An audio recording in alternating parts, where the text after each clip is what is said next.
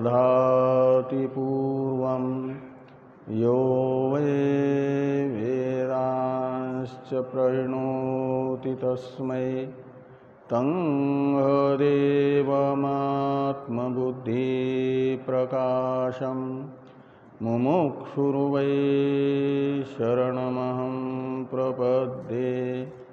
ॐ शान्ति शान्ति शान्तिः। शङ्करं शङ्कराचार्यं केशवं बादरायणं सूत्रभाष्य कृतो वन्दे भगवन्तो पुनः पुनः। ईश्वरो गुरुरात्मेति मूर्तिभेदविभागिने व्योमवद्व्याप्तदेहाय दक्षिणामूर्तये नमः। ॐ शान्ति शान्ति शान्तिः।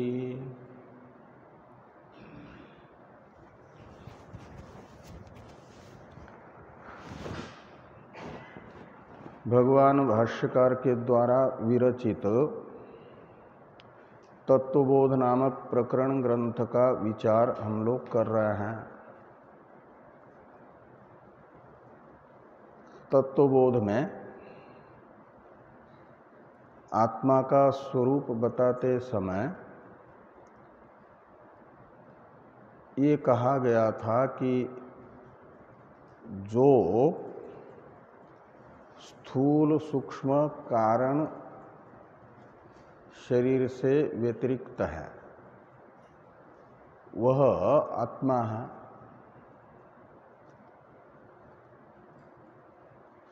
तो अर्थात स्थूल शरीर, कारण शरीर और सूक्ष्म शरीर का भेद आत्मा में रहता है, उनसे भिन्न है।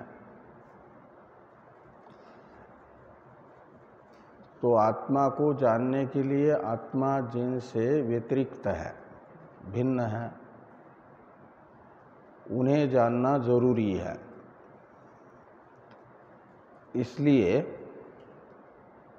प्रथम स्थूल शरीर के विषय में प्रश्न हुआ कि स्थूलम शरीरम किम।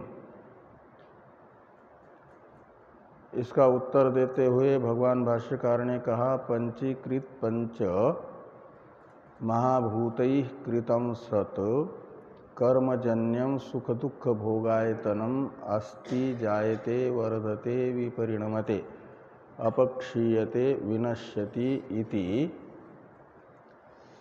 षड्भाव विकारैर्युक्तं यत् तत् स्थूलम शरीरम। तो संसार की उस वस्तु को स्थूल शरीर कहा जाता है जो स्थूल भूतों का कार्य है और प्रारब्ध कर्म से निष्पन्न होता है। यानी स्थूल भूत है उपादान कारण और निमित्त कारण है प्रारब्ध कर्म। और सुख दुख रूपी जो कर्म का फल है, इसके अनुभव का जो आश्रय है, जिसमें जन्म जन्म अनंतर भावी अस्तित्व, वृद्धि, विपरिणाम, अपक्षय, विनाश नामक 6 भाव विकार रहते हैं। इन 6 भाव विकारों से विकारी है जो, उसे उस वस्तु को कहा गया शरीर, स्थूल शरीर।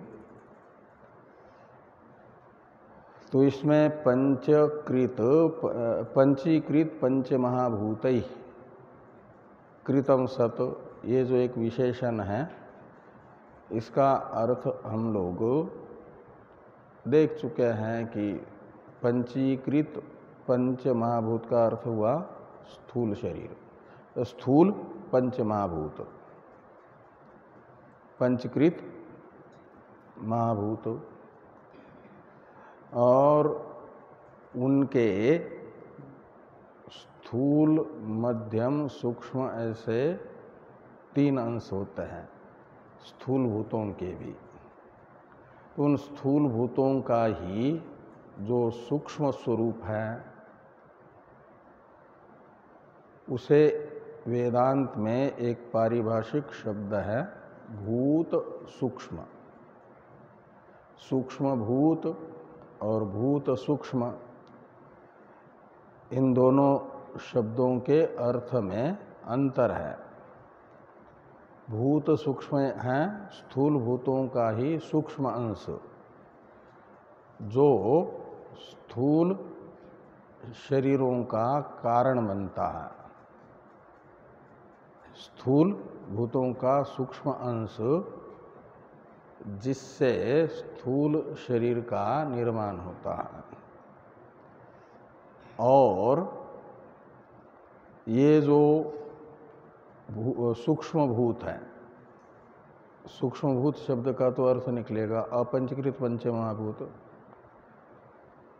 वो स्थूल नहीं है, सूक्ष्म पंचमहाभूत, उन्हें सूक्ष्म भूत कहा जाता है। अपंचकृत पंचमहाभूतों को सूक्ष्म भूत कहा जाएगा, पंचतन मात्राएं कहा जाएगा। तो पंचतन मात्राएं, सूक्ष्म भूत, अपंचकृत पंच महाभूत, ये शब्द पर्यायवाचक माने जाएंगे। और भूत सूक्ष्म शब्द स्थूल शरीर के बीज रूप स्थूल भूतों के ही सूक्ष्म अंश का वाचक रहेगा। इसलिए यहाँ पर पंचीकृत पंच महाभूतई शब्द से लेना है भूत सूक्ष्मई। जो भूत सूक्ष्म हैं उनसे निष्पन्न होता है और कर्म से भी निष्पन्न होता है। तो एक कार्य के प्रति कई कारण होते हैं ना। तो भूत सूक्ष्म शब्दित तो स्थूल भूतों का सूक्ष्म अंश भी स्थूल शरीर का कारण है, उपादान कारण। और कर्म शब्द से लेना है प्रारब्ध कर्म, वो भी कारण है, निमित्त कारण। और आपका इस प्रकार ये कर्मजन्य भी हुआ स्थूल शरीर और भूत सूक्ष्मों से भी जन्य हुआ। साथ में ये कहा गया कि वो आयतन है। आयतन कहते हैं आश्रय को। स्थूल शरीर आश्रय है किसका? तो कर्म का फलभूत जो सुख दुख उसके अनुभव का। भोग शब्द का अर्थ है अनुभव। किसका अनुभव? तो सुख दुख का। और सुख दुख है कर्म फल। तो प्रारब्ध कर्म अपने भोगायतन स्थूल शरीर का निर्माण करके अपने फलभूत सुख दुख के अनुभव का भी आश्रय बन जाता है। आश्रय भूत स्थूल शरीर का उत्पादक बन जाता है। ये समझना। कौन? प्रारब्ध कर्म। और एक चौथा विशेषण बताया था, जायते अस्ति वर्धते विपरिणमते अपक्षीयते विनश्यति। यह आपस्तंभ नामक एक स्मृति है। उस आपस्तंभ नामक स्मृति का वाक्य है। ये 6 विकारों को बताने वाला। जो कार्यात्मक पदार्थ हैं उनके अवान्तर 2 भेद। एक भावात्मक कार्य, दूसरा अभावात्मक कार्य। अभावात्मक कार्य कौन सा है? अभाव रूप कार्य कौन सा है? कार्य किसको कहते हैं? कार्य का क्या लक्षण है? हाँ? प्राग अभाव प्रतियोगी जो होगा उसे कहा जाता है कार्य। और प्रतियोगी किसको कहते हैं? यस्याभाव सप्रतियोगी। तो जिसका अभाव होता है उसे कहा जाता है प्रतियोगी। यस्याभाव सप्रतियोगी। तो जिसका प्राग अभाव होगा उसे कहा जाएगा प्राग अभाव का प्रतियोगी। और उसे कहेंगे कार्य। ये कार्य का लक्षण है। प्राग अभाव प्रतियोगी कार्य होता है। तो अभाव कितने प्रकार का है? 4 प्रकार का अभाव है। उनमें से 3 अभाव अनादि है। जो अनादि पदार्थ होगा वो प्राग अभाव का प्रतियोगी नहीं बनेगा। जो उत्पन्न होता है वही प्राग अभाव का प्रतियोगी होगा, उसी का प्राग अभाव होगा। प्राग अभाव का प्राग अभाव होता है क्या? प्राग अभाव तो स्वयं ही अनादि है, उसका अभाव प्राग अभाव नहीं होता, वो प्राग अभाव का प्रतियोगी नहीं बनेगा। और अत्यंत अभाव तो नित्य है, इसलिए उसका भी प्राग अभाव नहीं होगा। और अन्योन्याभाव भी, अन्योन्याभाव कहते हैं भेद को, वो भी नित्य है, इसलिए वो उसका भी प्राग अभाव नहीं होगा। तो 4 प्रकार के अभावों में से जो 3 अभाव है, प्राग अभाव, अत्यंताभाव, अन्योन्याभाव, ये तीनों हो गए प्राग अभाव के अप्रतियोगी। इनको प्राग अभाव का अप्रतियोगी कहा जाएगा, न कि प्रतियोगी। ये ध्यान में आया। ये 3 अभाव प्राग अभाव के प्रतियोगी नहीं बनते हैं। ये समझ में आया कि नहीं आया? नहीं? हाँ? कौन से 3 अभाव है जो प्राग अभाव के प्रतियोगी नहीं बनते? हाँ, इनका प्राग अभाव नहीं होता, अनादि है ये 3। जो अनादि पदार्थ होगा वह प्राग अभाव का प्रतियोगी नहीं बनेगा। जो उत्पन्न होगा अर्थात जिसका जन्म होगा वह प्राग अभाव का प्रतियोगी बनता है। तो प्राग अभाव का प्रतियोगी 4 अभाव में से एक बचा, जो चौथा अभाव है ध्वंसाभाव। ध्वंसाभाव ये अनादि है कि सादी है? सादी है, उत्पन्न होता है। जब उसके प्रतियोगी का नाश होता है। ध्वंसाभाव का दूसरा पर्यायवाचक शब्द है नाश। तो घट का ध्वंस उत्पन्न होगा कब? जब घट मरेगा, नष्ट होगा, तो माना जाएगा घट का ध्वंसाभाव प्रकट हुआ, उत्पन्न हुआ, उसका जन्म हुआ। और जिसका जन्म होता है, जो उत्पन्न होता है, वह प्राग अभाव का प्रतियोगी होता है। तो जब तक ध्वंसाभाव के प्रतियोगी का अस्तित्व है तब तक ये जो ध्वंस है उसका अभाव है। प्रतियोगी शब्द का ऐसे अर्थ होता है विरोधी। प्रतियोगी यानी विरोधी। तो जैसे प्रकाश रहेगा तो प्रकाश का जो प्रतियोगी है अंधकार, वह नहीं रहेगा। प्रकाश चला गया तो अंधकार। सूर्यास्त होने के बाद रात्रि में सूर्य प्रकाश नहीं रहता है तो उसका प्रतियोगी यानी विरोधी अंधकार आ जाता है। ऐसे भावात्मक पदार्थ जो शांत है वह जब नष्ट होगा, शांत भावात्मक पदार्थ का जब अंत होगा तो माना जाएगा ध्वंस उत्पन्न हुआ। और वो भावात्मक शांत पदार्थ का जब तक अंत नहीं हुआ तब तक ध्वंस का प्राग अभाव है। और जैसे ही वह भावात्मक पदार्थ नष्ट हुआ ध्वंस प्रकट हुआ।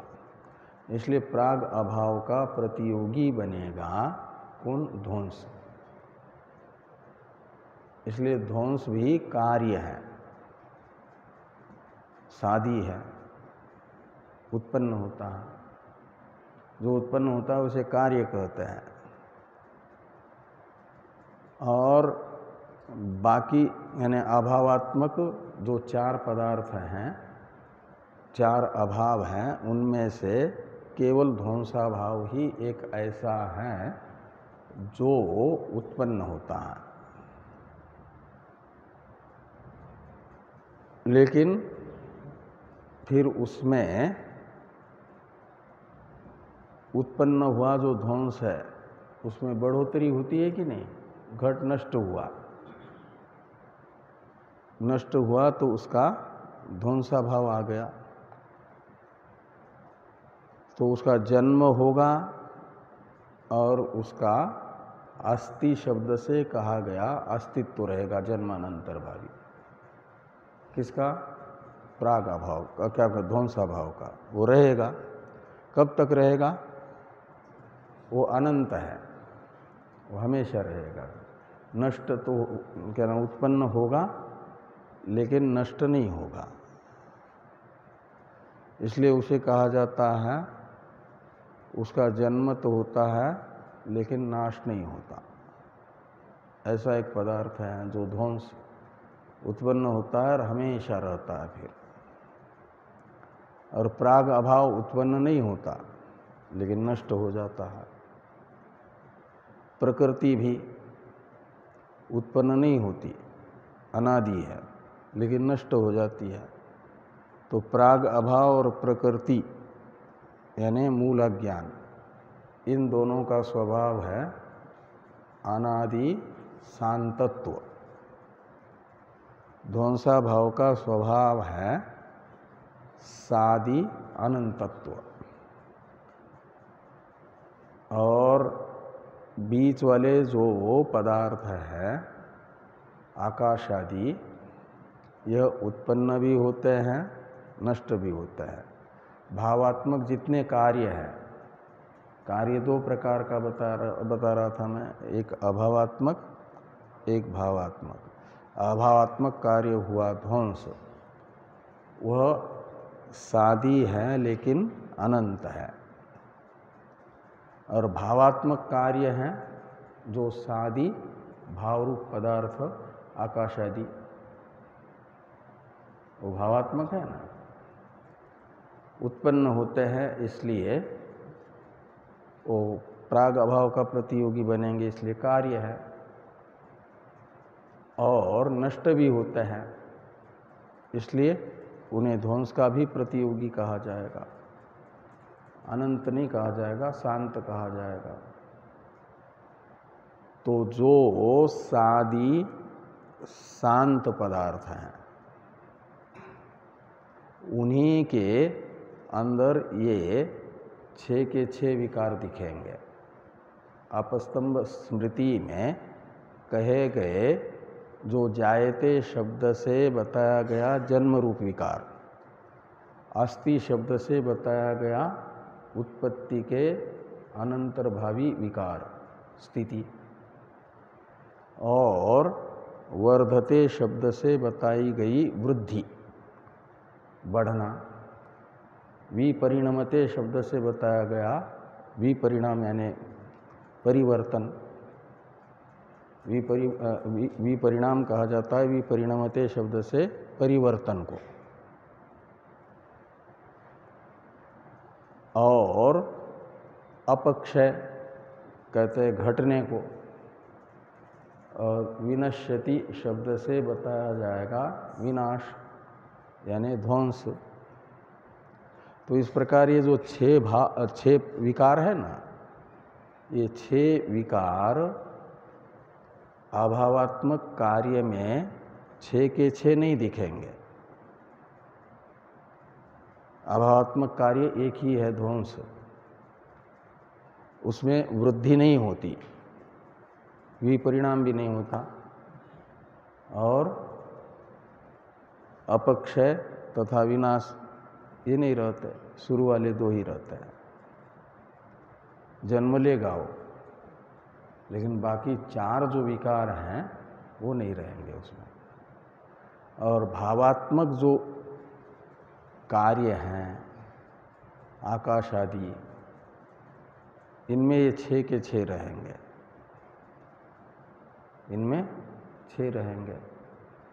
इनमें हो जाएगा जायते शब्द से बताया हुआ जन्म रूप विकार भी रहेगा, और आपका जन्म अनंतर भावी अस्तित्व भी रहेगा, अस्ति शब्द से बताया गया।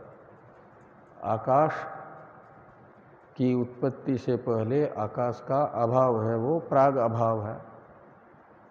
तस्माद् वा ये तस्माद् आत्मनः आकाश संभूत, यह तैत्रीय श्रुति वाक्य बताता है कि आकाश उत्पन्न हुआ है। उत्पन्न हुआ है तो उसका उत्पत्ति से पहले अभाव था, वो प्राग अभाव है, और उसका प्रतियोगी होगा आकाश, इसलिए कार्य कहलाएगा। तो जन्म हुआ उसका, तो जन्म भी रहा, और जन्म के बाद वो दिखता है, विद्यमान है। तो जन्म से लेकर के मृत्यु तक यानी विनाश तक बीच में जिसका अस्तित्व प्रतीत हो रहा है, वो यहाँ पर अस्थि शब्द से स्थिति को बताया गया। उसे स्थिति अस्तित्व इन नामों से कहा जाए तो विकार है, वो आकाश आदि जगत में रहता है भाव पदार्थ में। और वर्धते बढ़ता है, और विपरिणमते परिवर्तन भी होता है, और अपक्षीयते क्षीण भी होता है, और विनश्यति एक दिन नाश होता है। जब महाप्रलय आता है तो कार्यात्मक जो तत्व है उनका भी विनाश होता है ना। कार्यात्मक तत्व कितने हैं?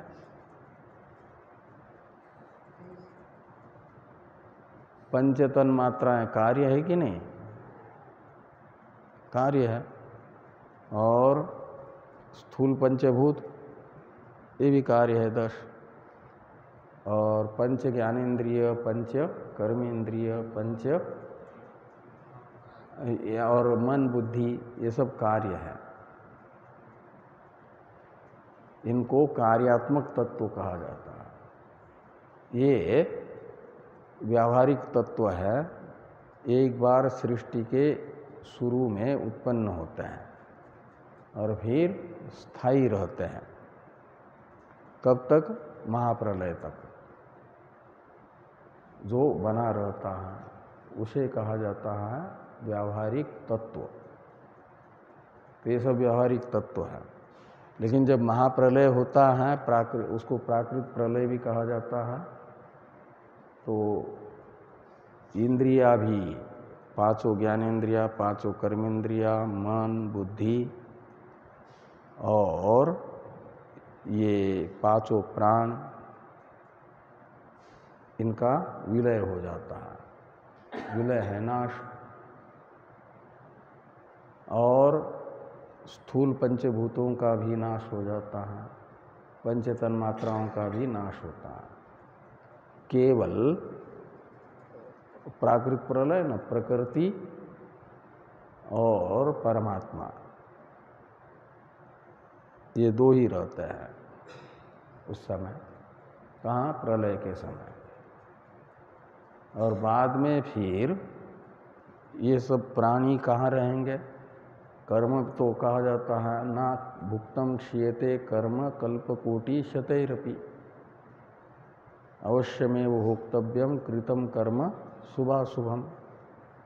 तो करोड़ों कल्प बीत जाए तब भी किया हुआ कर्म यदि ब्रह्म साक्षात्कार नहीं होता है तो नष्ट नहीं होता, बना रहता है। और जिसने किया हुआ कर्म है वो उसी को भोगना होता है। इसका अर्थ जीवात्मा भी रहता है, जीवात्मा रहता है का अर्थ है जीवात्मा की उपाधिभूत विज्ञानमय कोश भी रहेगा। बिना विज्ञानमय कोश के जीवात्मा की कल्पना भी नहीं होती है ना। जीवात्मा तो बुद्धि उपाधिक चैतन्य को कहा जाता है ना। रहते तो है ये, लेकिन संस्कारात्मना रहते हैं प्रलय के समय। संस्कारात्मना का मतलब संस्कार रूप से, जैसे वटवृक्ष बीज के अंदर है कि नहीं। वटवृक्ष का बीज देखा, बहुत बारीक होता है, सामान्य रूप से आँख से भी नहीं दिख पाएगा यदि नज़र किसी की कम है तो। अकेले एक वटवृक्ष के बीज को आप देख सकते हैं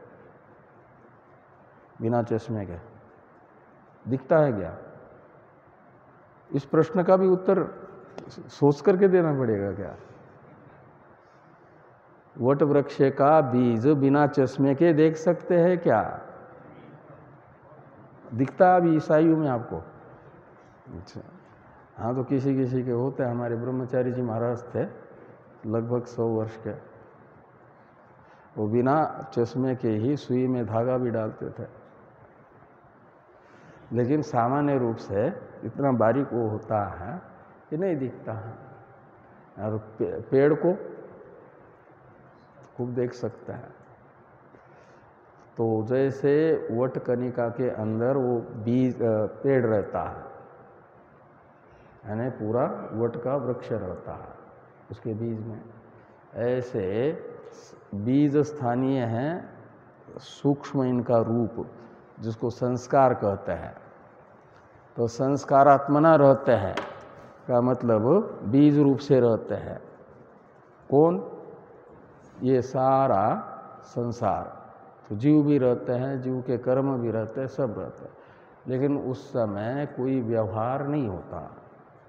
जैसे एक वट वृक्ष के बीज में ये मूल है, यह शाखा है, यह पत्ते हैं, यह उसके फल है, ये व्यवहार होता है क्या?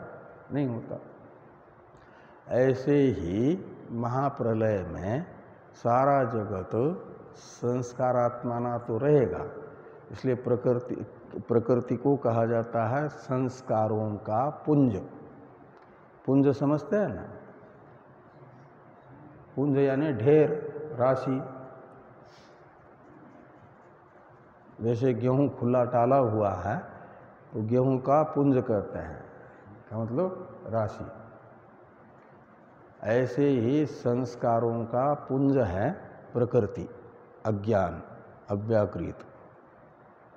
तो संस्कारात्मना पूरा संसार रहेगा प्रलय दशा में। फिर वो संस्कारात्मना विद्यमान जो आपका कर्म है वह फलोन्मुख होगा, तो दूसरा कल्प प्रारंभ हो जाता है, दूसरी सृष्टि प्रारंभ हो जाती है महाप्रलय के बाद। लेकिन ये जो तत्व है कार्य रूप, अभिव्यक्त नाम रूपात्मक, सारे के सारे महाप्रलय के समय प्रकृति में विलीन होते हैं, का अर्थ है संस्कारात्मना प्रकृति में स्थित रहते हैं। उस समय कोई व्यवहार नहीं होगा, न तो उस समय संस्कारात्मना विद्यमान मन कुछ सोच पाएगा, न बुद्धि कोई निश्चय कर पाएगी, न चक्षुन्द्रिय रूप का ग्रहण कर पाएगा, न रूप रहेगा, कुछ भी नहीं रहेगा, संस्कार रूप से रहेंगे। तो महाप्रलय में उनका माना गया नाश हो गया, तो विनश्यति शब्द से वो नाश बताया है अपस्तंभ स्मृति में। तो जो भाव रूप कार्य है, अभाव रूप तथा भाव रूप दो प्रकार का कार्य हुआ ना, उसमें से अभाव रूप कार्य है ध्वंसा भाव और भाव रूप कार्य है आकाशादि जगत।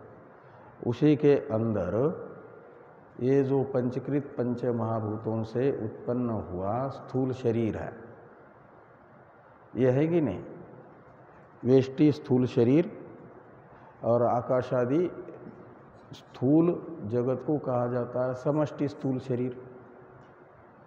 वह विराट का शरीर है।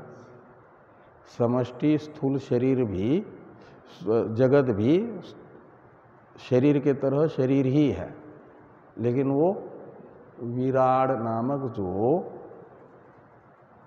देवता हैं उनका है। समष्टि स्थूल कार्य को अपनी उपाधि के रूप में स्वीकार करने वाला जो देवता, वो इंद्रादि देवता रूप नहीं, परमेश्वर ही। केवल माया रूप उपाधि को धारण करते हैं तो ईश्वर, केवल अविद्या को धारण करता है जीव तो प्राज्ञ। माया के साथ साथ समष्टि सूक्ष्म कार्य को भी अपनी उपाधि के रूप में धारण कर लेते हैं तो हिरण्यगर्भ, जो ईश्वर था वही हिरण्यगर्भ कहलाता।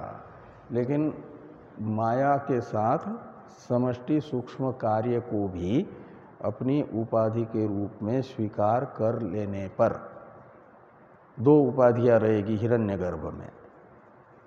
ईश्वर में केवल एक माया, और ये माया एवं समष्टि सूक्ष्म शरीर के साथ साथ समष्टि स्थूल उपाधि को भी स्वीकार कर लेता है। पूर्ववर्ती दो उपाधियों को रख करके तीसरी उपाधि को भी स्वीकार कर लिया तो बन गया विराट। विराट ये नाम आ जाता है। जैसे किसी ने अपने घर में है तो बनियान ही पहन करके रह रहा है, फिर कोई मिलने के लिए आया तो कुर्ता पहन लिया, तो बनियान निकाल करके कुर्ता पहनता है या बनियान के साथ बाद में ऊपर से कुर्ता कुर्ता ऊपर से पहनेगा, बनियान भी अंदर है। और फिर उसको जाना है ऑफिस तो कोट भी कुर्ते के ऊपर पहनेगा ना। तो तीनों हैं, बनियान भी है, शर्ट भी है और कोट भी है। तो उस समय भी व्यक्ति वही है, लेकिन तीन वस्त्र धारण किया। घर आने के बाद कोट उतार दिया तो हिरण्यगर्भ बन गया कुर्ता तथा बनियान के साथ। उसको तो कहा जाएगा वेष्टि में आपका विश्व तीनों धारण कर लेगा, तो स्थूल शरीर भी, सूक्ष्म शरीर भी, कारण शरीर भी। स्थूल शरीर से अलग होगा, केवल सूक्ष्म तथा कारण शरीर को रखेगा तो तेजस सूक्ष्म शरीर को भी निकाल देगा। स्नान करते समय या घर में है तो कुर्ते को निकाल दिया, बनियान, रात को सोते समय अपना बनियान पर ही सो रहा है, तो प्राज्ञ। और वो प्राज्ञ की उपाधि है कारण शरीर, उसको भी छोड़ दिया तो तुरीय आत्मा, वो है शुद्ध आत्म स्वरूप। स्नान करते समय बनियान भी उतार करके करते हैं ना, तो वो हो गया एक प्रकार से शुद्ध। ऐसे और इनके तीनों उपाधि के समष्टि वेष्टि भेद को लेकर के ईश्वर, हिरण्यगर्भ और विराट, उधर प्राज्ञ, तेजस और विश्व, ये नाम हो गए। तो इनमें से ये जो स्थूल जगत है समष्टि, वो भी शरीर के तरह शरीर है, लेकिन वो आपका शरीर नहीं, ईश्वर का शरीर है। उस समय ईश्वर का नाम विराट आ जाता है। तो इसमें भी स्थूल भावात्मक समष्टि शरीर में भी और वेष्टि शरीर में भी रहता है ये 6 भाव विकार का समूह, विकार षटक। जन्म अनंतर भावी अस्तित्व और वृद्धि। शरीर ने जन्म जिस समय लिया उस समय जैसा था ऐसा ही नहीं रहा ना। जो भी सावयव है उसमें अवयवों का उपचय वृद्धि कहलाता है, अवयवों का बढ़ना। और अपक्षय भी होता है अवयवों का अपचय, वो कहलाता है अपक्षय, घटना बढ़ना। तो बढ़ा, उपचय हुआ अवयवों का तो वृद्धि, और अवयव घट गए। जैसे शरीर एक सीमा तक युवावस्था तक बढ़ता है, जन्म लेता है तब से लेकर के, और फिर जैसे वार्धक्य शुरू हो जाता है तो अपक्षीयते शुरू हो जाता है ना, अवयवों का घटना शुरू हो जाता है। फिर कुछ भी खा लो शरीर बढ़ेगा नहीं, धीरे धीरे धीरे त्वचा लटकने लगती है, अंदर का जो मांस है वह कम होता जाता है, ऐसा होता है ना। तो ये अपक्षय, और एक दिन आता है विनश्यति। ये जो 6 भाव विकार है ये शरीर में रहते हैं, स्थूल शरीर में। तो स्थूल शरीर किसको कहते हैं? तो कहा जो पंचकृत पंच महाभूतों से उत्पन्न होता है, यानी भूत सूक्ष्मों से उत्पन्न होता है। भूत सूक्ष्म क्या है? तो स्थूल भूतों का सूक्ष्म अंश उनसे उत्पन्न हुआ, और प्रारब्ध कर्म से भी उत्पन्न होता है, कर्मजन्यम। और फिर प्रारब्ध कर्म का ही फलभूत जो सुख दुख है उनके अनुभव का आश्रय बन जाता है। अनुभव का आश्रय का मतलब अनुभव करते समय जीवात्मा का आश्रय बनता है। शरीर में तादात्म्य करके जीव रहता है तभी सुखी दुखी होता है, अन्यथा नहीं। और ये 6 भाव विकारों से ग्रस्त है शरीर। जो शरीर उसे स्थूल शरीर कहा गया, ये स्थूल शरीर है। अब सूक्ष्म शरीर विषयक प्रश्न है कि सूक्ष्म शरीरम किम, सूक्ष्म शरीर किसको कहते हैं? तो सूक्ष्म शरीर का लक्षण बताते हुए कहा गया अपंचीकृत पंचमहाभूतैहि कृतं सत् कर्मजन्य सुखादि भोग साधनम ज्ञानेन्द्रियाणि पंच कर्मेन्द्रियाणि पंच प्राणादय पंच मनश्चैकं बुद्धि रेका एवं सप्तदश कलाभिः सह तिष्ठति यत् तत् सूक्ष्म शरीरम। तो सूक्ष्म शरीर वह है, तत्सूक्ष्म शरीरम। तो तत् का अर्थ है वह सूक्ष्म शरीर है। कौन? तो कहते हैं यत सप्तदश कलाभिः सह तिष्ठति, जो इन 17 कलाओं के साथ रहता है। कला शब्द का अर्थ है अंश, कला यानी अंश। तो इन 17 अंशों के साथ सह अर्थ में तृतीया है, तो इन 17 अंशों के साथ रहने वाला जो सूक्ष्म है वह सूक्ष्म शरीर है। वो 17 कलाएं कौन हैं? जिन कलाओं के समूह के रूप में सूक्ष्म शरीर कहा जा रहा है। तो 17 कलाएं बताई गई, बुद्धि एक, मन एक, मिलकर के 2 हो गए, और फिर 3 पंचक हैं। 3 पंचक कौन कौन हैं? ज्ञानेन्द्रिय पंचक, कर्मेंद्रिय पंचक, प्राण पंचक। तो ये 15 हो जाएंगे। पंचक कहते हैं 5 के समूह को पंचक। तो 5 प्राण, 5 कर्मेंद्रिय और 5 ज्ञानेन्द्रिय, ऐसे यह 15 और मन बुद्धि ये 2 मिलकर के 17। इन 17 को कहा जाएगा सप्तदश कला। ये सप्तदश कलाएं हैं। चक्षुइंद्रिय एक कला है। एक कला यानी सूक्ष्म शरीर का एक अंश है। श्रोत्र इंद्रिय एक कला है, चक्षुइंद्रिय एक कला है, घ्राण इंद्रिय एक कला है, त्वग इंद्रिय कला है, रसन एक कला है। ये 5 कलाएं हो गई सप्तदश कलाओं में। तो कितने बची? 12।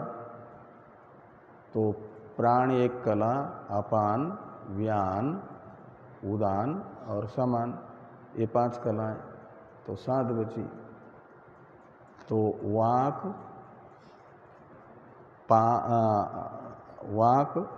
पाद, हस्त, पायु, उपस्थ, ये 5 हो गए, 5 कलाएं। ऐसे 7 में से 5 भी गई तो बची 2। तो एक है मन रूप कला, एक है बुद्धि रूपी कला। ऐसे 17 कलाएं हैं। और इन 17 कलाओं के समूह के रूप में जो रहता है उसे कहा गया, इन 17 कलाओं के संघात को, सूक्ष्म शरीर। इसी का दूसरा नाम है लिंग शरीर। सूक्ष्म शरीर, लिंग शरीर और कार्यकरण संघात, ये शब्द प्रयोग आएगा तो उसमें करण शब्द का अर्थ भी यही सूक्ष्म शरीर निकलेगा। करण कहो, कार्यकरण संघात में जो करण है, और लिंग शरीर कहो, सूक्ष्म शरीर कहो, ये है। और ये उत्पन्न किससे हुआ है? तो ये उत्पन्न हुआ है अपंचीकृत पंच महाभूतों से। इसलिए अपंचीकृत पंच महाभूत ही कृतम सत एक विशेषण है ना। स्थूल शरीर तो पंचीकृत पंच महाभूतों से उत्पन्न था। यहाँ पंचीकृत पंच महाभूतों के साथ नए को जोड़ दो, नए का अ बचता है, तो अपंचीकृत पंच महाभूत ही। अपंचीकृत पंच महाभूत कहा जाएगा सूक्ष्म पंचभूतों को, यानी तन मात्राओं को। तन मात्राएं कहो, अपंचीकृत पंच महाभूत कहो, सूक्ष्म भूत कहो, उनसे कृतम सत यानी उनसे जन्य सूक्ष्म भूतों से उत्पन्न। सूक्ष्म भूत कौन है? तो सूक्ष्म भूत है पंचतन मात्राएं। सूक्ष्म आकाश, सूक्ष्म वायु, सूक्ष्म तेज, सूक्ष्म जल और सूक्ष्म पृथ्वी। वायु को नहीं गिना था, एक वायु है। तो ऐसे ये 5 सूक्ष्म भूत हैं। ये शुद्ध आकाश है, अपंचकृत आकाश, शुद्ध आकाश ही आकाश है, उसमें बाकी चार भूत नहीं है।